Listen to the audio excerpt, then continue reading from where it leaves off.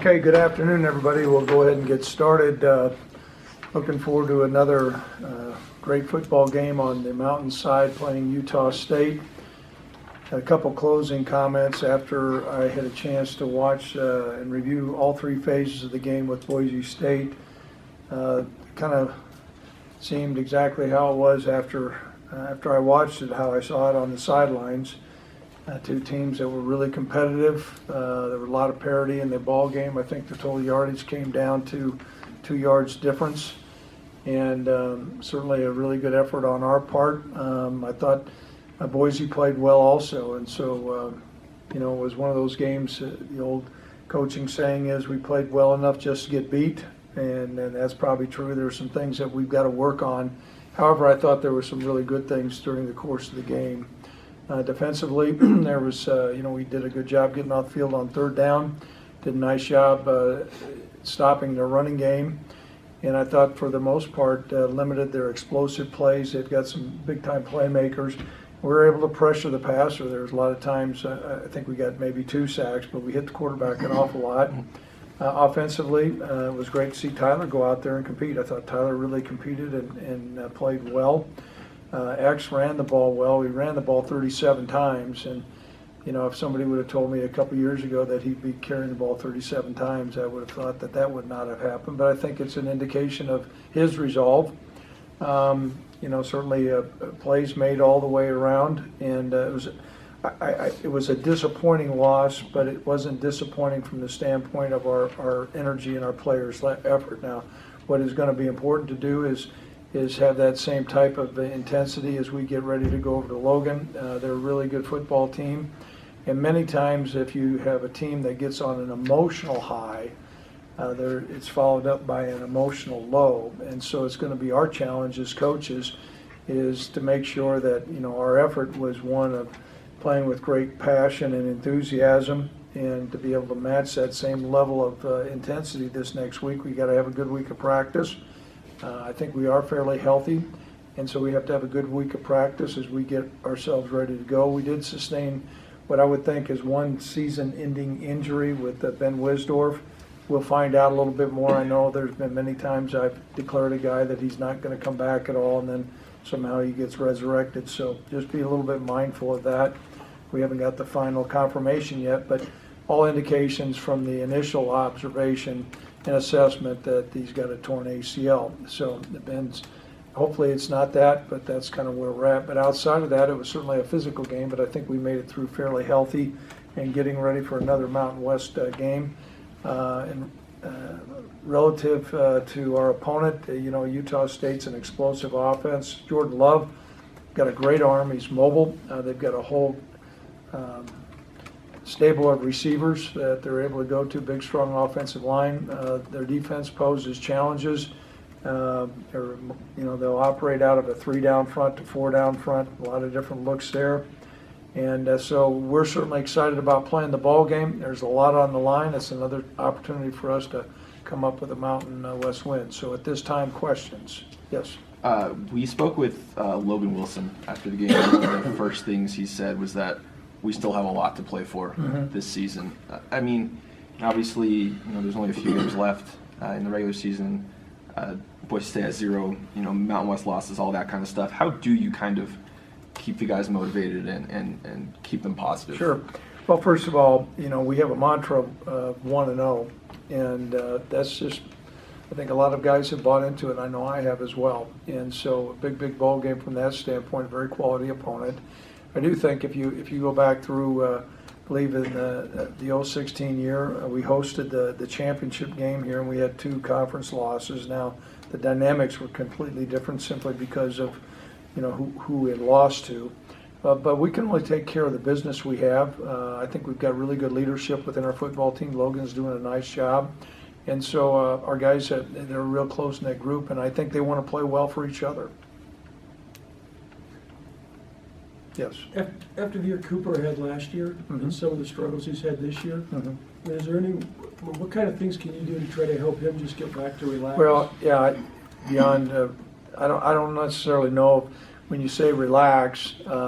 I think a lot of it's competency, and he certainly had an outstanding year last year. What I can tell you is he's an excellent kicker, and there are some things that go into it when you start to question, okay, why am I doing this? Why am I pulling? I mean, I slowed the ball down. I mean, he missed it about that much, and so. A couple of the kicks early in the year that he missed, there's a whole gamut of reasons why. Some of it is his, but what's going to be important for him is for him as a Cowboy saying, get back in the saddle. That play's gone, and shutter that one. He'll certainly go through and look at, okay, fundamentally, what did I do wrong? But just dealing with that closed skill set as a place kicker, you've got to have tempo and timing and confidence, and relaxation does come into play to where you're not forcing things. And so that's going to be one of the roles that I have this week. I know he felt terrible after the game. I know Logan had tried to reach out to him, a couple other guys. He just kind of want to be by himself. He's a great competitor, and he's a confident player that has a log of really good kicks, and we're going to rely on that to bring him back.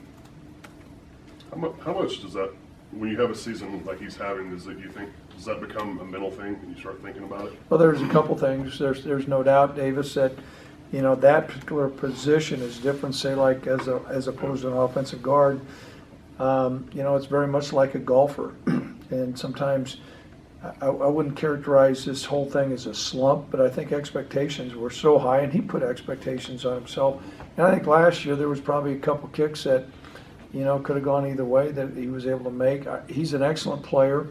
And he's going to bounce back, and I'm excited about working with him this week. And what's happened in the past is in the rearview mirror. He's an excellent kicker. He needs to be kicking well against Utah State. Yes. Obviously impressed about Valadie rushing the ball 37 times, but that's probably not something you want to make a regular thing of. And he got hurt in the game. What is the backup plan? I guess Well, keep on running him. That's our plan. Yeah. I mean, we're in this thing to win it. And he's our best runner, so we're going to keep on running him. Fair question, fair answer. Are there certain elements that you have to look at when teams don't have to count as much, but the quarterback run now, as to how you're running it, where you're running it, different elements you have to incorporate? Well, I can tell you as an old defensive coordinator, when the quarterback takes off and you have predetermined runs, that stresses the defense.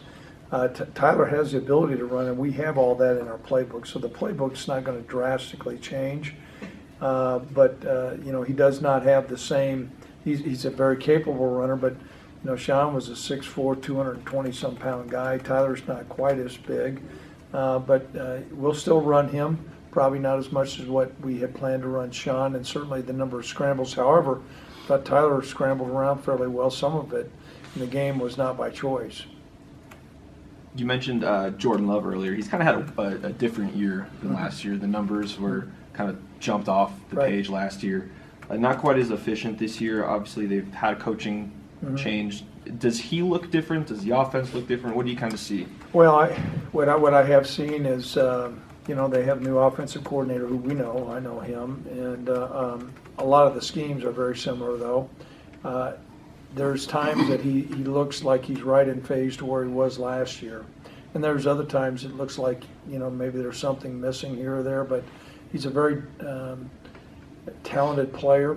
He is very capable of putting up big numbers, and we're going to anticipate that. And so you don't want to make too much of saying, okay, he's off. Maybe his numbers are not quite where they were. Some of that may be with some of their opponents. I know he's very talented, and we got our hands full with him. Yes. I know you guys preach the 24-hour rule, but even as coaches with the 24-hour rule, how tough was that within the 24 hours? There was no 24 hours as us. I mean, I think we got back at 3:40 and we were in early the next day grinding away. And one of the best things you can always do is go back through, comb through the tape, bank it, and then FIDO it, forget it and drive on is what we say, and start looking at Utah State, and that's one of the best things to do.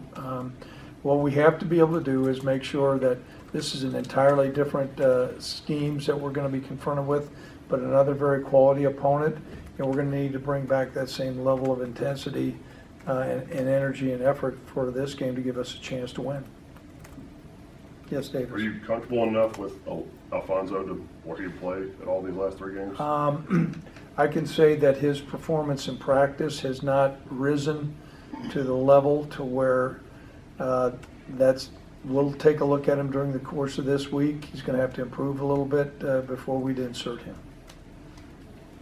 So it really doesn't have anything to do with red shirt, non-red shirt. It's just we're doing whatever we can to win the next game. How about Titus and Trey? Any update on them? I would say both of them are unavailable this week. Yep, and Trey would be further away. We're in hopes. We'll see how Titus, he's coming along. He's making progress, but he's not been cleared yet. Yes, Davis. Alonzo Velasquez and Zach Watts, what's their status? Well, I think Zach Watts will take practice reps this week. I don't know if he's going to be cleared to play. We're in hopes that that's the case. Alonzo's getting really close. They're going to do I think one more examination, but he has not practiced yet, but he's been out there, and so both of them could be. I would say Zach would be more probable than Alonzo. We'll see how it goes during the week. What was your assessment of young Frank Crum? He had a really tough assignment. Oh, boy, did he. Yeah, that number 99, I think I mentioned that he was a big rascal. I had forgotten I had recruited him because one time during the game, I was kind of clamoring with the referee, and then I told the ref, heck, I'm just being grumpy, and Weaver looked over at me and goes, hey, Coach, you're all good. And then I kept on, well, how in the world does he know me? And then after the game, he had told one of our assistant coaches, make sure you tell Coach Bohl hello, because we had actually recruited him. But he's a very talented player, and Frank's a young guy. I thought Frank went in there and mixed it up, but there are times that Weaver got the best of him, and we'll learn from that. I don't want to see a lot of 99s out there, I can tell you that. Yes. You mentioned before the season you thought Ravante was your best interior defensive lineman, but Javari has seemed to have a really good year quietly. Right. Is there a certain area of his game where he's come along in particular this year? Yeah, I think he's taken to Coach Caligas's technique, his hand placement, his low pad level, his steps, all those things. He's gotten stronger. And without question, at the beginning of the year, I thought Ravante was our best defensive lineman, and I think our defensive line's playing really well right now. They've been unselfish, and Javari's kind of elevated his game and certainly needed, and he's played well.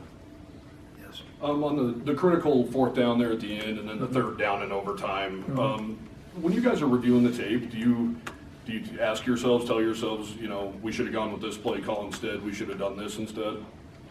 There's no doubt about that. When they work, you feel pretty good about it. When they don't, you question it. And, during the course of that series, Brent and I were talking, and so you start lining up what different plays, and, we don't have a crystal ball. Obviously, I thought, when Boise made the statement, they knew what play was coming. Well, kudos to them. I don't know how in the hell they knew the play was coming, because there was a whole listing of plays that we were looking at. Maybe they guessed right. They played it well. Kudos to them. But that's all part of football. We would like to have that one play back. Coach Vegan would like to have that one play back, and that's where we're at. And we're going to learn from what we did and make some adjustments. But I'm not going to say, okay, we lost the game, because there are so many plays in the game. It was a hard-fought game by two competitive teams, and we came up on the short end of the stick. That sucks, but that's life. Anything else? Do the coordinators sometimes get too much blame and not enough credit? Depends on who's blaming them. For the head coach or the public or the media? Well, yeah, I can tell you this. Every guy out there knows how to do two things: coach Little League baseball and call offensive plays. And it's always amazing to me. They all got it all figured out. And Brent's been doing this a long time. He and I consult, but I trust him. And yeah, there's no doubt when you run a flea flicker and it doesn't work, all of a sudden that's a bad deal. If it works and the safety's up, we hit a split post on the backside, it's a great call. That's life. Can you veto those though, Coach? Can what? Can you veto those when they come down, when the play call Oh, no, comes I can down? do anything I want. Well, yeah. I mean, is it typical The though? last time I checked, it said head coach. But I do know this, though, when as a head coach, you start doing that. Coach Vegan has spent countless numbers of hours, more hours than I have, grinding through all their tape tendencies and everything else, and that's where trust comes into play. There are times that Brent and I talk, and I say, I don't know about that, but I was a coordinator, and that's one thing that has helped me as a head coach, is I had a head coach that questioned everything that I was doing. I mean, you're in the middle trying to make a decision, well then you do the job then. And that's not how we have organizations set up, and so there's certain things that get vetted, but our whole staff and I have really good confidence in Brent, and and he understands it. He sits down at the end of the hall. He's got a corner office with windows. I mean, that means he's got a pressure job, and he understands that. And when it goes great, it's great. When it doesn't go great, you insulate yourself from the outside. I can tell you this: no one is more critical than us coaches. Or Brent wishes he had a couple calls back. Yes. When you're as run heavy as you guys have been, particularly this year, do you always study tendencies each week? Is that within yourself and your play calling, and is that something you have to do? I tell you what, every coach out there, I mean, everything with today's technology, Dave, is honed through with a fine-tooth comb. Now, what we're not into is analytics. And I think if you're going to go with analytics, you need to be all in on analytics. I've got a really close friend out there at one of the academies, and he's into all analytics like you can't believe. And now he kicked himself in the butt because he said, I should have gone away from that on that time. And you got to be all in on the analytics. For us, we're not, but we comb through self-scout, our efficiencies, our play calls, how they match up. It's a big chess match. Okay. All right, everybody, thank you.